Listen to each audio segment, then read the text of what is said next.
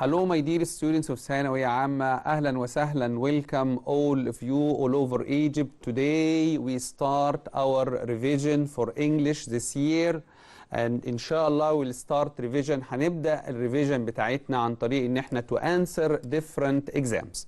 As you all know that practice makes you perfect. الممارسة والتمرين هي اللي بتخليك perfect. The more you practice, the better you become. That's why we start our revision today answering different exams. We want all of you, محتاجينكم كلكم تكونوا ready for the exam. And I think the best way, أفضل طريقة بالنسبة لنا to prepare ourselves for the exam is to answer different questions. Of course, we will make some mistakes. We learn from our mistakes. احنا بنتعلم المستيكس بتاعتنا. Any exam you answer, any mistake you make, you learn from your mistake. كلنا بنتعلم من المستيكس بتاعتنا. محتاجينكم علشان كده بليز الورقة معانا, your pen, a notebook معاك. Write down your notes always. Be prepared. Be attentive. خليك منتبه. Learn from your mistakes. We'll have different types of exercise. هيكون عندنا multiple choice على الجرامر وعلى الفوكابولري, عندنا comprehension, عندنا writing, عندنا translation, عندنا exams complete. Alright, let us start quickly together. I hope that this revision will be very useful for all of you. إن شاء الله تكون مفيدة ليكم كلكم. Let us start together with the first exam and the first question. Alright, number one, light which can make people's skin become darker is which color? Rays, space rays. At the beginning, we need to read slowly. We need to read carefully. محتاجين نقرأ كويس. We need to understand the question carefully. I hope we won't make many mistakes, inshallah. Again, light which can make people's skin become darker. A light that can make people's skin become darker is rays. Ultrasonic, ultramarine, ultrasound, or ultraviolet rays.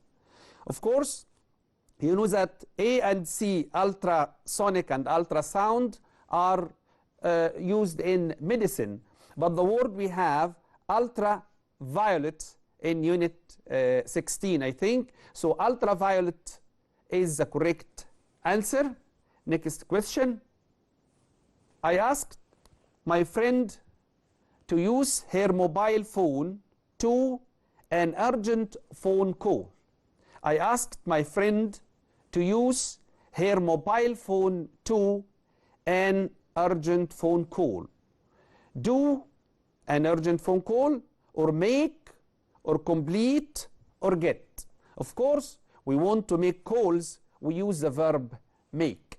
We make, right, is the correct answer, number B. Next question. You should some certain qualities. What's meant by qualities? يكون عندنا صفات, يكون عندنا مميزات. We should some certain qualities besides your qualifications. ها حبايبنا, what's meant by qualifications? أيوة, qualifications, مؤهلات. You should some certain qualities besides your qualifications to get a good job. لازم يكون عندنا إيه؟ Some certain qualities besides your qualification to get good job. The choices we have, choices اللي عندنا هي A, prove, do, have, and plan. Of course, you should have some certain qualities besides your qualification. As you can see, the correct answer is C. Let us move to the next question.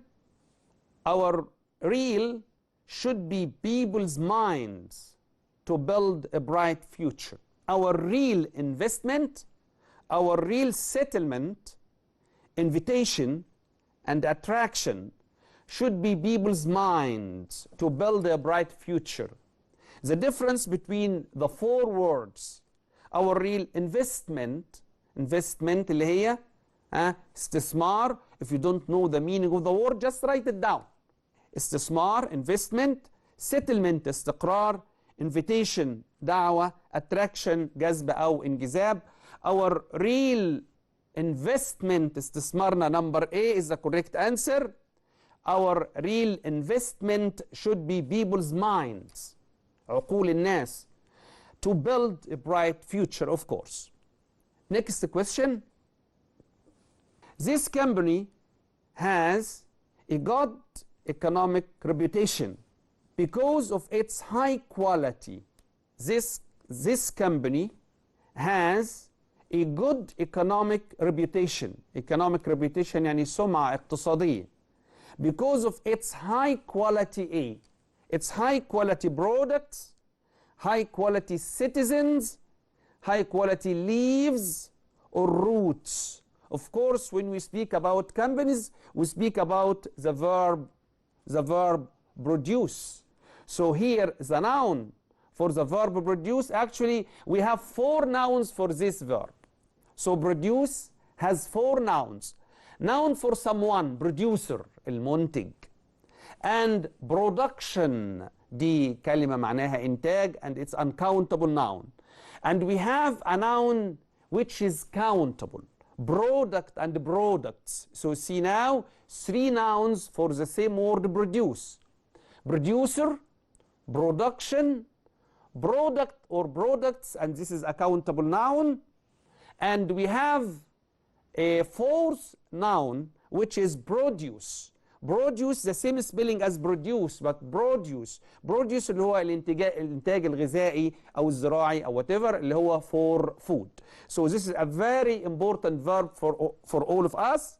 So the company has good economic reputation because of its high quality products. Next one. After this long drought, فترة جفاف, the plants need to be, محتاجين ايه البلانتس النباتات؟ refrigerated, irrigated, elevated, separated. Which word related to lack of water? Which word means that plants need some water? Of course, the word, the correct one is number B, irrigated. Irrigate يروي, irrigation الري. Next one. Some animals can live in extreme weather conditions. Some animals can live in extreme weather conditions. The antonym of the word extreme is, and here with this type of questions, let me stop a while. Please, I don't want you to mix. ما تغلطش I don't want you to be confused about using antonym or synonym. Antonym here العكس opposite. يبقى you need to take a breath, تقف شوية تشوف أنا هاخد opposite meaning ولا هاخد the same meaning. Here هناخد antonym اللي هو opposite meaning. Alright, for the word extreme شديد قاسي, extreme weather condition. Which word gives me the opposite of extreme? Is it severe? No, severe is the same meaning. Serious خطير, مش exactly هي بس almost in the same direction. كتير, خطير, شديد. Dangerous or moderate? أيوة, moderate, متوسط, معتدل is the correct answer. This is the opposite of extreme. So the correct answer is moderate. Next question. I refused to buy the mobile because it would be against my father's will.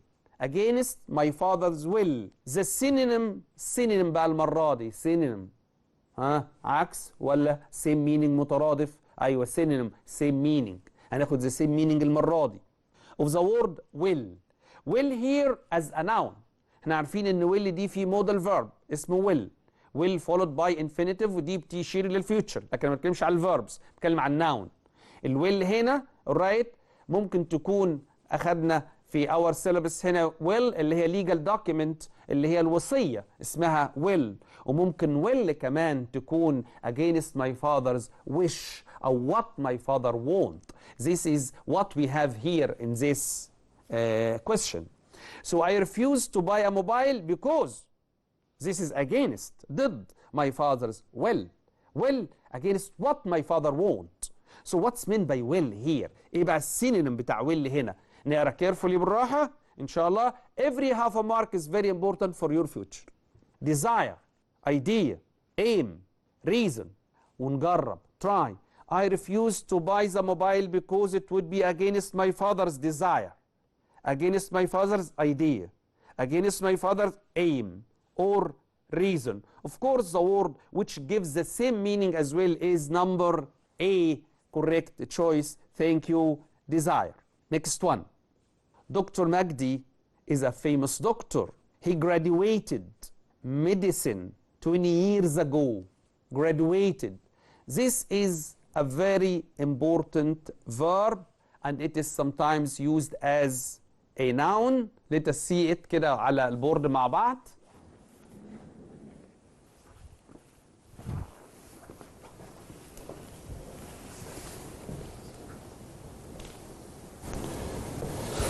The verb graduate is followed by three prepositions. Followed by three prepositions.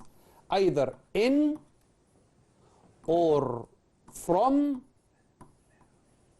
or as. لما بنقول graduated in بنقصد التخصص اللي هو اتخرج منه. Graduated in law. Graduated from Oxford University مثلا أو عين شمس University. Oxford University. Clear? Graduated as ايه بقى؟ الجوب بتاعته اللي هو graduated as.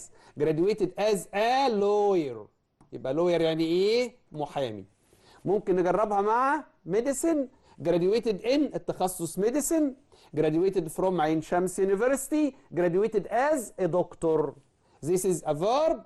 والverb followed by these three prepositions. Don't forget either in or from or as. But the same word can be a noun. A noun. في ال pronunciation بنقول a graduate. He is a graduate. He is a graduate. Right? He is a graduate. Clear? How can I know that this is a noun? You will always find a verb here. Like verb to be. He is a graduate. He is a graduate. Then I need the preposition of. He is a graduate of, or they are graduates. When it is a noun بعرف ازاي انها noun لما بيكون في verb هنا قبلها. Verb to be. Or we accept بنقبل graduates of. لما بتكون noun على طول البروبوزيشنز اللي عندي هي مين؟ of. لكن when it is a verb either in التخصص اللي هو بيدرسه law او medicine او engineering. graduated from نقول الجامعه او الكوليدج اللي هو اتخرج منها. graduated as نقول الجوب. right؟ وباي ذا واي بما ان احنا على البورد انا كنت قلت قبل كده الفيرب produce. قلنا ان الفيرب دوت ليه 4 nouns. either production وده uncountable noun or product. product ممكن تكون products منتج او منتجات ده countable noun. في كمان عندي noun للبيبل او للمصنع المنتج producer. وعندي كمان noun اسمه produce. the same spelling كده as the verb. produce ده noun معناه انتاج للطعام. I hope this is clear. Let us continue our questions ونكمل مع بعض. Alright. So the answer has become very clear here. As Dr. Magdi is a famous doctor, he graduated والتخصص اللي موجود عندي يبقى الانسر clear اللي هي ايه؟ in medicine. Next question. The word separate or separate whatever can be used as حتى من النطق اهو كده مرتين. Can be used only as a noun or a noun and an adverb. عارفين الادفرب طبعا بيوصف الفيرب. ولا a verb and an adjective ولا only a verb؟ لا، separate something the verb and something separate يبقى شيء منفصل. يبقى الكوريكت انسر على طول ان the word separate can be used as either verb or an adjective. The correct answer is C. Next, a deep wide hole that's usually filled with water. Deep wide hole، عميقة، حفرة عميقة، filled with water that's dug around a palace، محفورة حوالين palace، قصر أو حاجة، or a castle، قلعة or whatever to defend it is called a or an. يلا remember our story, remember the prisoner of Zenda, remember how the castle was well defended. ايه اللي was dug around the whole castle؟ طبعا tunnel ده يعني passage، نفق طويل للسيارات، للكارز or for people to walk or whatever.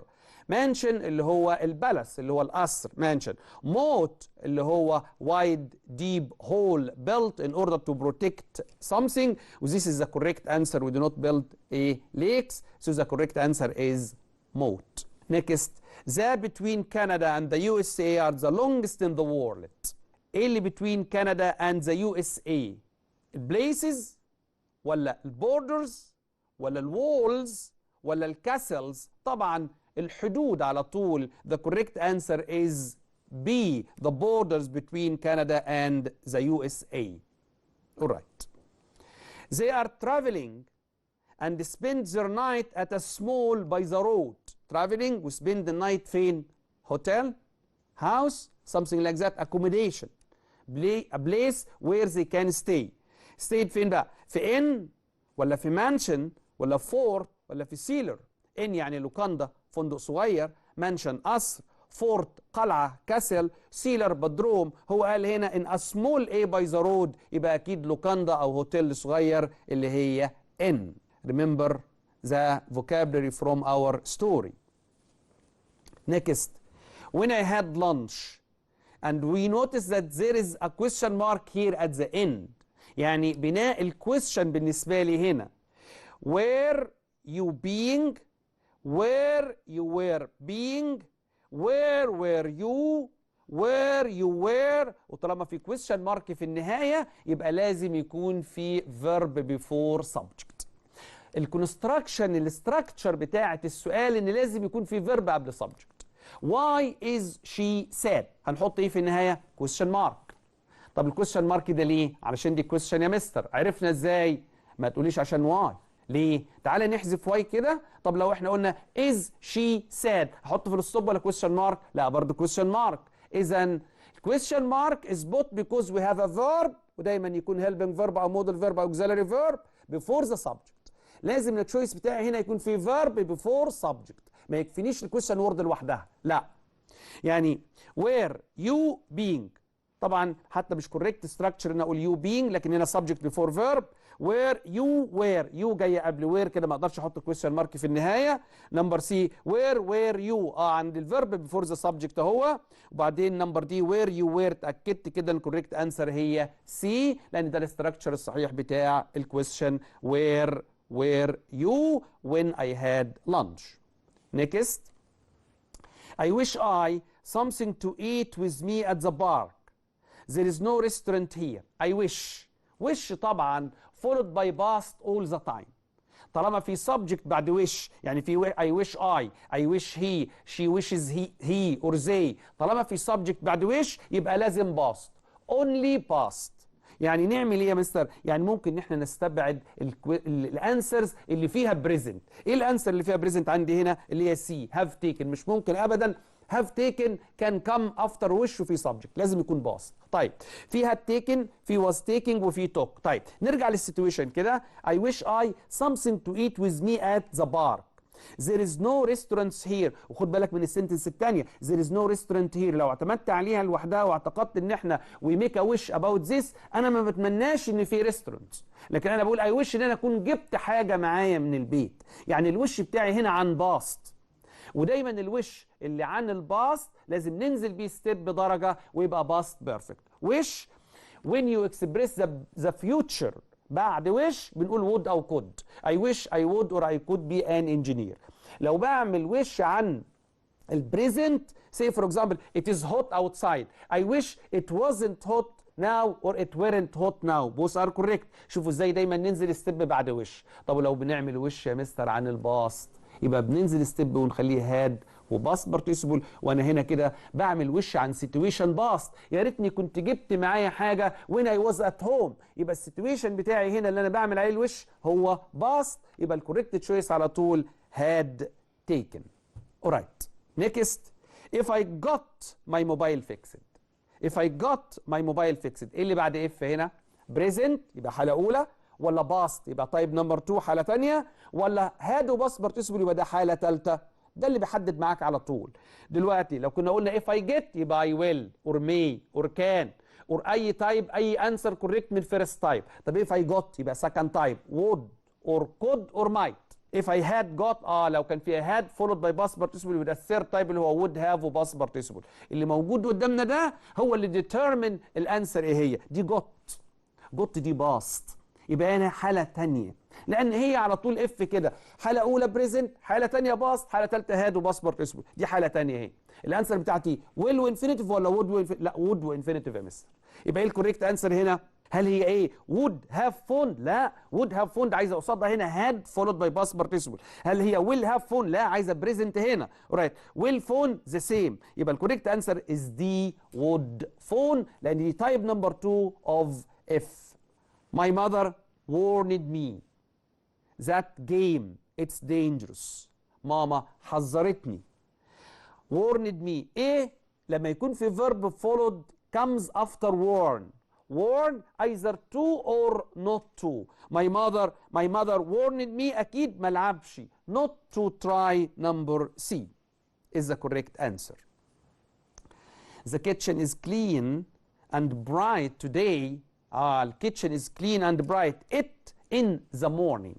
هنا بنعمل deduction بنعمل logical assumption بنعمل استنتاج بناء عن الفاكت دي. المكان حواليا هو كله نظيف. ده معناها this means ايه؟ ان هو اكيد اتنظف في الباست. يبقى انا الديدكشن بتاعي فين؟ في الباست. ايه الكوريكت ايه التشويسز اللي عندي؟ must sweep ودي طبعا refers to the present.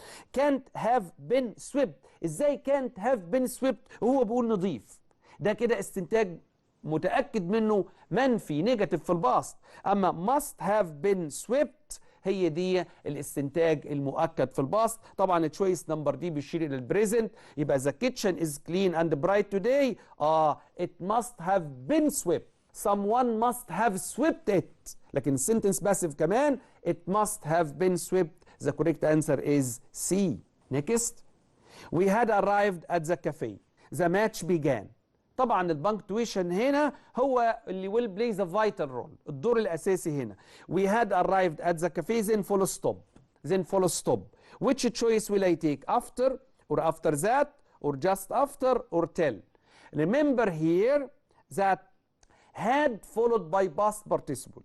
This is the past perfect. The past perfect is only used in English if you have two actions in the past. Without having two actions in the past, you cannot use had followed by past participle. And had followed by past participle expresses action number 1 الأقدم. وريمبر خليك فاكر معايا دايما إن المستر قال إن had followed by past participle. had followed by past participle comes إمتى؟ after before after before. دايما after we use had followed by past participle. وقبل before بنستخدم had followed by past participle. طيب عندي another trick بقى هنا. right? I want you to know that after that equal before that equal after that equal after that equal before. لأن السنتنس تبقى ازاي؟ We had arrived at the cafe full stop. But after we had arrived at the cafe the match began. أنا عايز before هنا. طب before ما هياش موجودة. إيه اللي equal before after that؟ وإيه that دي؟ that means السنتنس الأولى. كما لو كانت we had arrived at the cafe after we had arrived at the cafe يبقى الأكشن التاني اللي هو the match began. يبقى the correct answer is B after that. Next. My bedroom floor is very clean. It has already will. Another passive. It has already will. Been swept. Been sweeping. Being swept. Being sweeping. Alright. هل من الممكن my bedroom floor، هل ممكن البيدروم فلور هو اللي يكنس، هو اللي ينظف؟ لا، ده object. يبقى السنتنس هنا باسيف. باسيف يعني لازم يكون عندي جزء من بي followed by past participle. طب والجزء بتاع بي ده هيكون ايه يا مستر؟ يا ام، يا از، يا ار، يا ووز، يا وير، يا بي، يا بينج، يا بن. طب انا عندي هاز هنا يا مستر، يبقى هاز followed by past participle. ايه الكوريكت تشويس هنا؟ اللي هو عندي حاجتين، في بين سويبت وفي بين سويبنج. عشان يكون باسيف يبقى لازم فيرب تو بي يكون followed by past participle زي ما كل حبايبنا الشطار عارفين. The correct answer is A. فريلانس وركرز، العمال اللي هم بيشتغلوا فريلانس، اللي هم يعني بيشتغل حر كده عند ميني كامبانيز، مش مرتبط بكامباني معينه. have to their own accounts. انا عندي اكسبريشن بقى هنا مع دو مع ميك. ارجع على طول يونت 1 يونت 5. Unit 1 and Unit 5 you have different expressions how to use make and do. So accounts دايما do accounts على طول، يبقى هنا correct choice is A.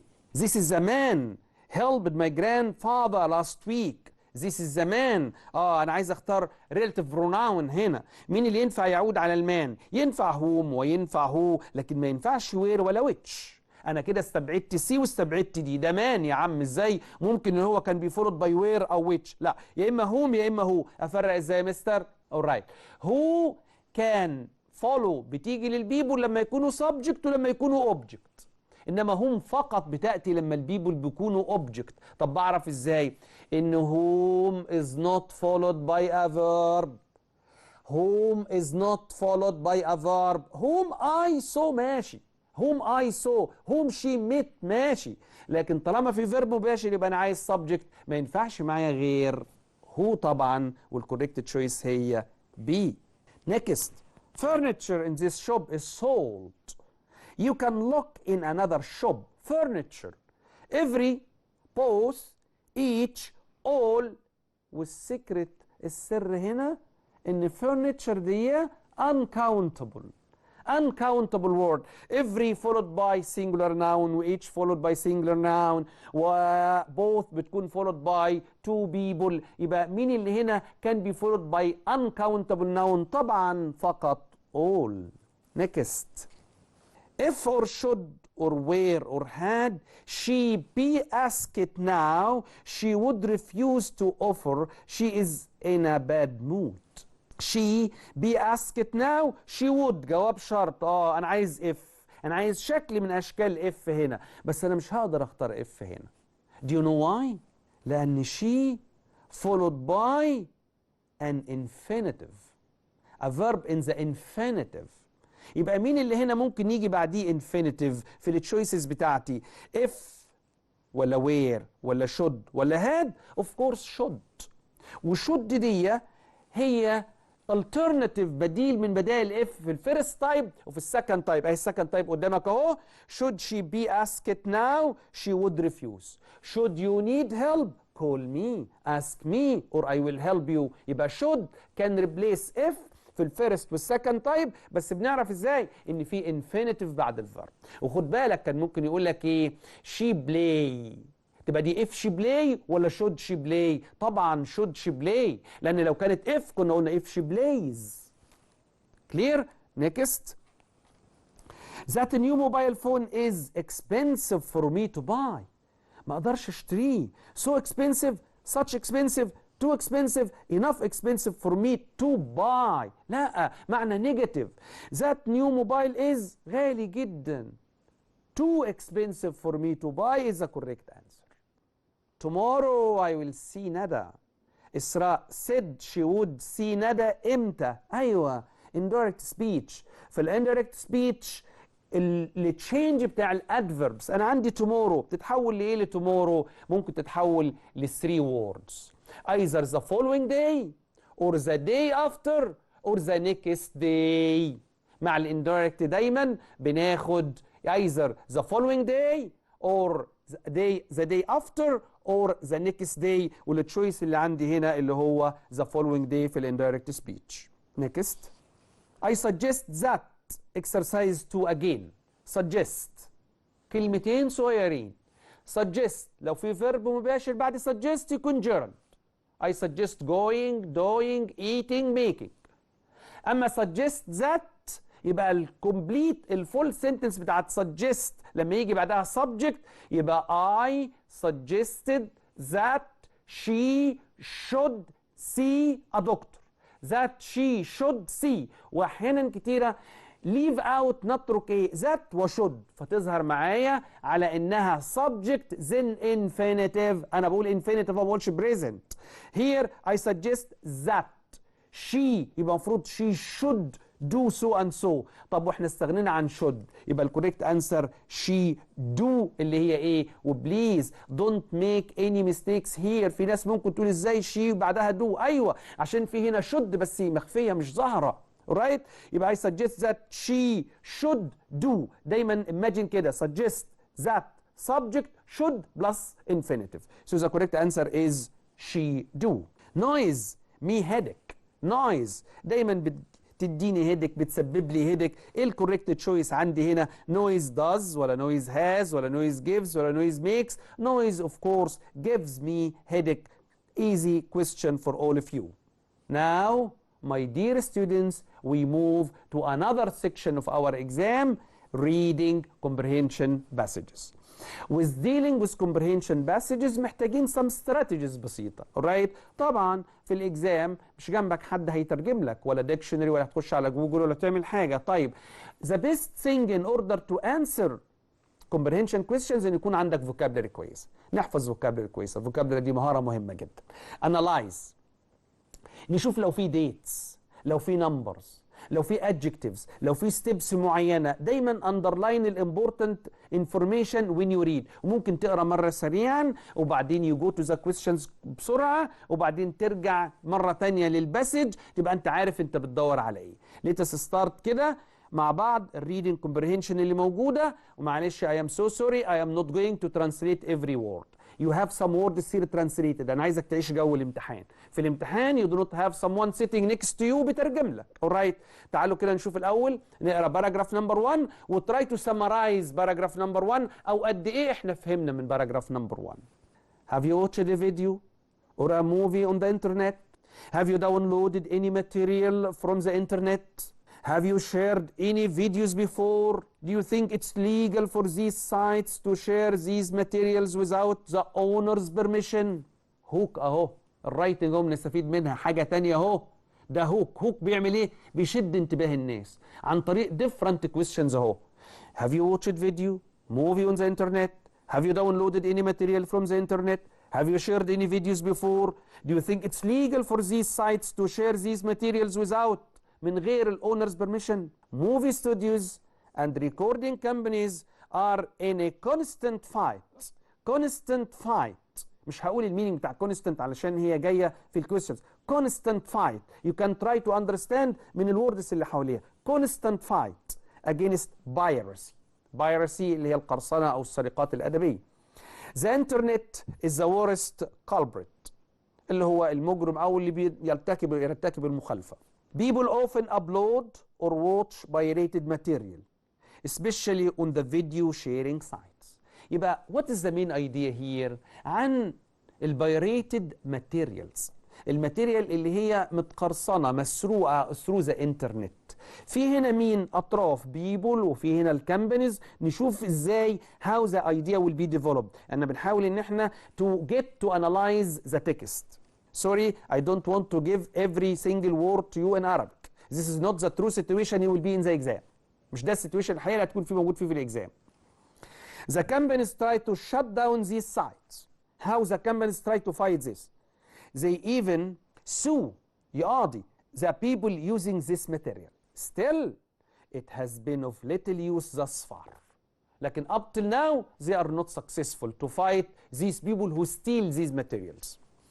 There are just too many people and websites with pirated materials. Sites كتيرة, too many.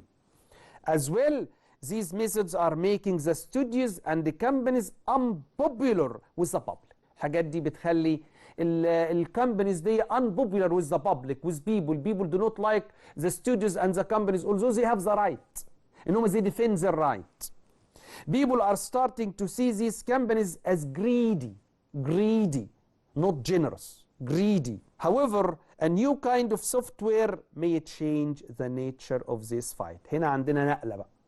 في a new software may change the nature of this fight. Amazingly, it is advertising software that's making a difference. في software بيعمل difference هنا instead of ان احنا نقاضي او نقفل الشركات دي. This new software can actually analyze. بيعمل ايه؟ analyze يحلل فيديوز on the internet when it finds a pirated video clip. لما يلاقي pirated video clip مسروق pirated it doesn't report it. ما بتعملش حاجة. It instead بتعمل ايه؟ It just puts an ad at the bottom of the video. تحط ad ده تصغير advertisement او advertisement اللي هو اعلان. This ad for the original source of the material. الاد ده من الشركة المنتجة الأصلية. For example, it could show a link to the website of the studio or recording company. ممكن الاد ده يوصلنا للأوريجينال كمباني، يعلن عن برودكت منتج للأوريجينال كمباني. Or it could show an ad for a product that the company owns. In this way وبهذه الطريقة each pirated copy كل pirated copy would actually help make money for the original company وده كده ممكن يرجع الحق تاني لاصحابه or something like that. طبعا of course in the exam ان شاء الله you will have the chance انك انت to read it again. After this reading you will go to the question. احنا دلوقتي هنروح للكويستشن مع بعض و try to remember. Question number 1. The main idea of this passage is that. ايه المين idea هنا؟ Video companies new piracy ولا how to produce movies ولا a new way to fight piracy ولا beat them not join them. طبعا الايديا كلها showing us how to fight this pirated material. So and I think the main idea here of this passage is that a new way to fight piracy is the correct answer, number C. Alright my students, next the synonym مرة تانية pay attention. Synonym مترادف of the underlined word constant. يعني ايه constant هنا في الباسج؟ كانت all the time. constant means all the time. Which is the correct choice here? steady ولا sleepy ولا steepy ولا stingy؟ لا طبعا the correct choice is steady. Thank you. Next, video piracy, movie studio and recording companies. هل supports ولا benefits ولا enhances ولا harms؟ طبعا supports بيدعم يساند، benefits يفيد، enhances معناها improve ولا harms؟ طبعا بالتأكيد harms. Next. According to the passage, the companies followed a ways to face video piracy. This is a tricky question here because companies tried to shut down, tried to sue. لكن اللي كان موجود في last paragraph لسه كده something that may end this disagreement. So companies followed two ways, of course. Instead of fighting the pirated videos, the companies them. الكمبانيز بدل بقى ما هي long time fighting، لكن لقينا طريقة تانية. Instead of fighting them الكمبانيز قالت نعمل ايه؟ نستفيد منهم. فين نستفيد هنا؟ watched, shared, made use of or ran away, of course made use of. Next, when the software finds a pirated video clip, it doesn't report it. The underlined word is a or an. pirated word دي noun ولا verb ولا adjective ولا adverb؟ ايه هي بالظبط؟ هو بيقول لي pirated video clips، يعني صفة الفيديو كليبس بان هم pirated، يبقى دي على طول clear adjective of course. Which of the following sentence can summarize the last paragraph؟ last paragraph نقدر نلخصه في ايه؟ Number 1 when you meet them play with them. If you can help them neglect them. If you can't see them look for them. If you can't beat them join them. طبعا if you can't beat them join them. Alright. If you want to download a video from the internet you must have. قبل ما داونلود الانترنت video from the internet you must have a the owner's permission, author's contract, your parents permission, your contract download. ودي كانت موجودة على طول في الباراجراف الأول اللي هي owner's permission. The public see the companies greedy طماعين because they sue the public طبعا لا. they fight against pirates أيوة. their movies are too boring. their movies are bad طبعا number B is the correct answer. What is the role of the new software؟ ايه دور بتاع النيو software؟ It may not finish the fight. It will complicate the conflict. It can clear up any disagreement. ولا it might forgive داونلودنج. طبعا السوفت وير الجديد ممكن ينهي الخلاف ما بين الشركات والبايريتنج بيبل. So it can clear up any disagreement. The correct choice C. Now with the third section of our exam with writing. Alright. What is an adjective؟ ايه الادجكتيف دي؟ الادجكتيف يعني الصفة. الصفة بتعمل ايه دايما؟ describes النون او البروناون. describes someone. الادجكتيف expresses an action. لا ده الفيرب. describes a noun or a pronoun. أيوة. refers to a person, a place, a thing or idea. لا مش demonstratives هي. gives more details about verbs. لا. number B is the correct answer. describes a noun or a pronoun. Next. Which of the following has the correct ending punctuation marks؟ مين في دولت فيها ال correct ending punctuation marks؟ should he play well he will win the match. لسه النهارده قايلينها ان should alternative ل if. لما تبقى بديل ل if بننهي ب question mark او exclamation mark او سيمي كولن زي نمبر دي. طبعا wrong. ال correct ending ان دي sentence عاديه although it seems انها question. should she play well he will win the match. Number C is the correct choice. Which of the following has the correct punctuation؟ مين في دولت في البنكتويشن الصحيح؟ He is a strong healthy man. مفيش أي كومز ولا أي حاجة. He is a strong healthy وفي كوما بعد strong وهيلثي ومان. و he is a strong healthy وبعدين man. He is a strong وبعدين healthy man. لما يكون التو adjectives كان are interchangeable يعني ممكن اغيرهم. يعني ممكن هنا اقول he is a healthy strong man ولا لا؟ هل اقدر احط بينهم and ولا لا؟ اقدر احط بينهم and. وممكن اغيرهم مع بعضهم يعني التو adjectives مش مختلفين دولت coordinate adjectives. طالما التو adjectives interchangeable هنا ممكن يتغير مكانهم يبقى لازم يكون في كوما. والcorrect answer هي number D. The canal is 5 meters deep. Which word is an adjective هنا؟ مين الادجكتيف هنا؟ The canal is 5 meters deep. فين الادجكتيف هنا؟ طبعا كلمة canal ولا 5 ولا meters ولا deep. اللي بنوصف بيها الكانال هنا هي كلمة ايه؟ deep of course. Next. You can depend on her. She is conscientious and intelligent. You can depend on her. She is both and neither nor either or not but. طبعا you can depend on her عشان فيها صفتين conscientious و intelligent. Both of them are correct here. So both of them are joined with both and. You can depend on her because she is both conscientious and intelligent. The final sentence of a paragraph اسمها ايه الفاينل sentence في الباراجراف دايما؟ an introductory sentence ولا topic sentence ولا closing sentence ولا first sentence؟ of course دايما الفاينل sentence في الباراجراف هي ال closing sentence. I am very happy with my doctor. He always takes the time to listen to the details of my complaints. When I was in hospital, he came to visit me.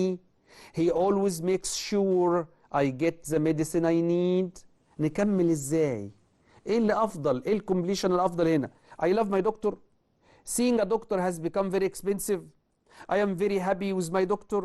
ولا several of my friends now go to see him and they like him as much as I do. الكوريكت انسر عندي هنا اللي بتكمل في نفس السياق معايا هي نمبر دي. Which of these cannot be used in a formal email؟ في الفورمال ايميل ما نقدرش نستخدم ولا واحده من دولت. في الانفورمال اللي هو مش الرسمي، الانفورمال اللي هو غير رسمي ما بين الايه الفريندز وبعضهم. ايه اللي ممكن ما نستخدموه؟ اللي which of these cannot be used in a formal email؟ مين من دولت اللي ما يستخدمش في الفورمال ايميل في الايميل الرسمي؟ مين من دولت اللي لا يمكن يستخدم في الفورمال ايميل؟ فورمال ووردز ولا سلانج ولا يونيتي ولا بينج ديسنت؟ طبعا الذي لا يستخدم في الفورمال ايميل هنا هو السلانج. ان سلانج معناها تايب اوف لانجوج كده بتستخدم ما بين الفريندز وبعضهم. Last section of our exam today هو translation. 2 sentences from English to Arabic and 2 sentences from Arabic to English. First, a sentence in English, and we want to convert to translate it into Arabic. Global trade، التجارة العالمية. هنحاول نعمل ايه بقى؟ نحاول احنا نترجم لأنفسنا الأول. Global trade، التجارة العالمية، leads to big economic growth، نمو اقتصادي كبير in different regions all over the world. So all the world countries aim to develop it greatly. لما نبدأ عشان نشوف which is the correct translation نبقى حذرين جدا. خد بالنا من خداع بصري. احنا دلوقتي ترجمنا وشفنا التجارة العالمية تؤدي إلى نمو اقتصادي محلي. طب في كلمة محلي موجود فوق، كلمة local لا. أنا I don't think this is a correct choice. Number 2 يبقى أنا excluded number 1. التجارة العالمية تؤدي إلى نمو اقتصادي كبير في أقاليم مختلفة في كل أنحاء العالم، لذلك لا تسعى لا تسعى. طب فوق مكتوب كده ال all world countries aim to، يبقى لا تسعى دي wrong، ناخد بالنا. يبقى نمبر تانية كمان wrong نمبر بي. التجارة العالمية تؤدي إلى نمو اقتصادي كبير في أقاليم مختلفة في كل أنحاء العالم، لذلك تسعى دول العالم لتنميتها بشكل كبير. seems good answer. ما اقدرش استبعد سي دلوقتي. تعالوا نشوف دي. التجارة العالمية تؤدي إلى نمو اقتصادي كبير في أقاليم مختلفة في كل أنحاء العالم، وعيني مع السنتنس اللي قبلها، شوف ايه الديفرنس. لذلك تسعى دول العالم لتنميتها بشكل ضعيف. كده ده رونج. هو فوق بيقول لي ايه؟ greatly. يبقى نمبر دي is wrong. يبقى the correct answer here is number C. Next. Alright. I like living in open places and fresh air and spending much time in parks among the trees and the flowers. I don't like closed or crowded places with people. أنا بحب العيشة في الأوبن بليسز، الأماكن المفتوحة مع الهواء الطلق، وأقضي وقت كتير في المتنزهات ما بين التريز الأشجار والورود، وأنا لا أحب المناطق المغلقة والمزدحمة بالناس. تعالوا بقى نقيس الكلام ده كده على الترانسليشنز اللي موجودة ونبقى very careful. أحب الحياة في الأماكن المفتوحة والهواء الطلق، وقضاء وقتا كبيرا في الحدائق بين الأشجار والورود، ولا أحب الأماكن المغلقة والمزدحمة بالناس. ما أقدرش استبعدها. seems good choice، بس أنتظر شوية نشوف بي. لا أحب الحياة في الأماكن المفتوحة. لا أحب wrong، لأنه هنا قال I like، يبقى أنا استبعدت بي. أحب الحياة في الأماكن المفتوحة والهواء الطلق، وقضاء وقتا كبيرا في الحدائق بين الأشجار والورود، وأحب الأماكن المغلقة. لا I don't like closed crowded places فوق، يبقى نمبر سي ما تنفعش. نمبر دي. أحب الحياة في الأماكن المفتوحة والهواء الطلق، وقضاء وقتا قليلا، لا وقتا كثيرا. يبقى خلاص كده أنا بالظبط كده reviewed all the sentences and I could determine here in the correct choice is A. Alright. Next, last two sentences from Arabic to English. تعتبر السياحة البيئية أحد أهم أنواع السياحة الآن، لذلك تشجع مصر السياحة البيئية لحماية البيئات المختلفة في جميع أنحاء البلاد، وخاصة على ساحل البحر الأحمر. Ecotourism is one of the most important kinds of tourism nowadays, so Egypt encourages ecotourism to protect the different environments all over the country, especially along the Red Sea coast. أنا شايف إنها correct بس أنتظر. Ecotourism is one of the least important. لا فوق الموست استبعد بي. Ecotourism is one of the most important kinds of tourism last years. لا ده nowadays استبعد سي. Ecotourism is one of the most important kinds of tourism nowadays, so Egypt encourages ecotourism to destroy. Wrong. يبقى the correct answer على طول is A. Last. أشياء غريبة نلاحظها في مجتمعاتنا في الفترة الأخيرة، فهناك من الآباء والأمهات من لا يعتنون بأطفالهم كما ينبغي، لأنهم أشخاص لا يتحملوا المسؤولية، ونتيجة ذلك هو أطفال الشوارع. نقرأ carefully. يلا نشوف مع بعض. Strange things can notice. لا structure دي ما ينفعش. Strange things can be noticed. sentence تبقى passive دي active. استبعدنا A. Strange things can be noticed. أيوة. In our societies recently, some parents look after their children well. طب هو فوق قال ايه؟ فهناك من لا يعتنون. هنا ايه؟ some parents look after.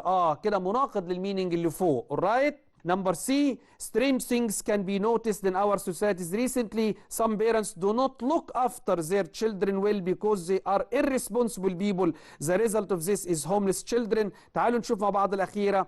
Strange things can be noticed in our societies recently. Some parents do not look for. Look for ولا look after. Look for wrong. The correct choice is number C as you see. وبكده my dear students, we have finished our exercise and our revision today. أتمنى أن كنتوا تكونوا استفدتوا بيها. Till we meet again. Thank you and goodbye.